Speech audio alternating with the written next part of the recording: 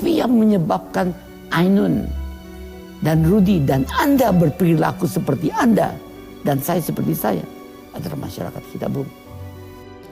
Pancasilais tertanam dalam keseharian Habibie. Seorang mengatakan, oh saya lama di Australia jadi seorang Australia. Atau saya lama di Amerika seorang Amerika. Saya lama ya, saya lebih lama di Eropa, Jerman dari di Indonesia. Siapa yang benar kan? Ilham lahir. Ilham mulai taman kanak-kanak sampai S3 di Jerman terus. Sekarang sering di Jerman, di Eropa dan sebagainya. Ya besar di situ, tapi tidak berarti kita perilakunya tidak sesuai dengan akar kita. Bukti nyata dari pendidikan keluarga berkualitas dan terarah. Membangun generasi berlandaskan ilmu pengetahuan dan teknologi dilekatkan dengan keimanan dan ketakwaan. Kita belajar dari kesalahan orang lain dan kita belajar dari kesalahan sendiri dan kita mau belajar. Begitu. Untuk siapa? Untuk kita semua. Saya mau definisikan ketentraman. Kalau pertahanan, saya jalan di luar aman, tidak ada yang rampok. Saya bisa gerak di seluruh Indonesia, tidak ada serangan mana-mana, dipertahankan. Di masa kepemimpinan beliau, pemerintahan transisi berhasil dalam menciptakan berbagai ketetapan dan peraturan pemerintah yang mampu mengakomodir berbagai kepentingan dari agenda reformasi. Ada saya baru terima tokoh di sini. Dia bilang dalam sejarah Indonesia itu Habibie yang punya absolute power. Waktu Pak Harto lengser, presiden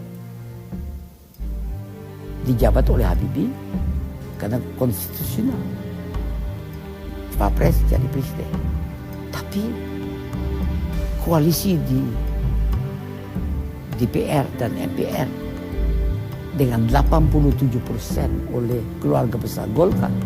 Biasanya keluarga besar Golkar itu punya koordinator, ketua harian, dan wakil ketua harian. Sampai maksimal 7 dari 3 fraksi, tiap fraksi 2 tambah 1, 7 orang.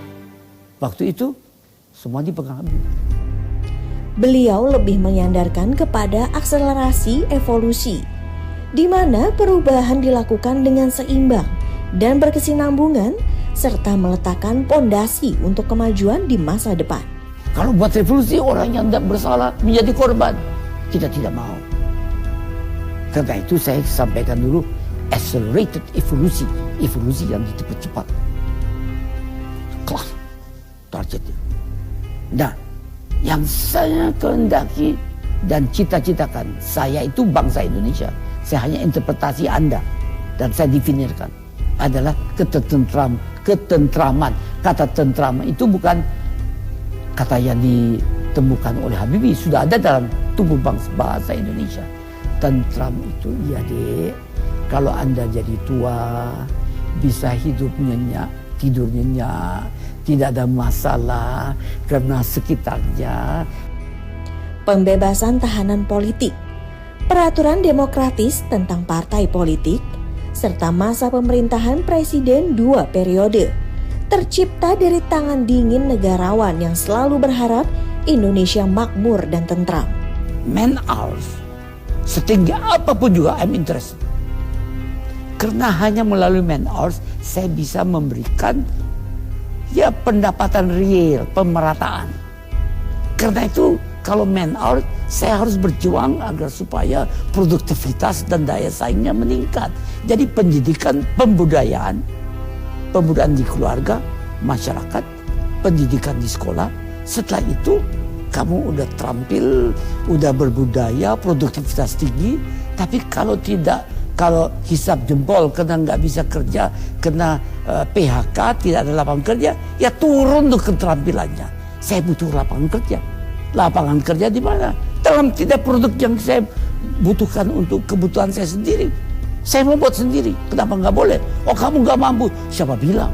Saya sudah perlihatkan saya mampu buat pesawat terbang, mampu buat helikopter. mampu buat kapal.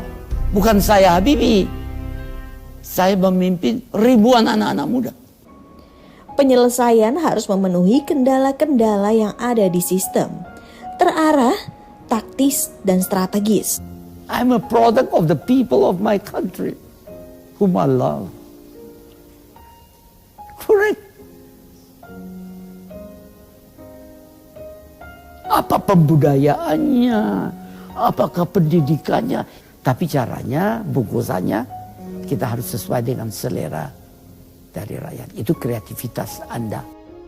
Sosok teknokrat terdepan, birokrat demokratis, negarawan yang luhur budi pekerti.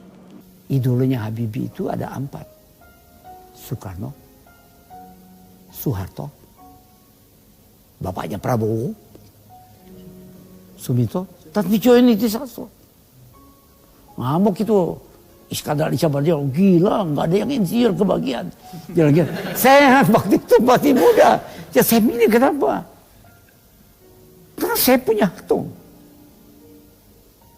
Saya nggak sarah. Saya cuma kenal adanya cinta sejati.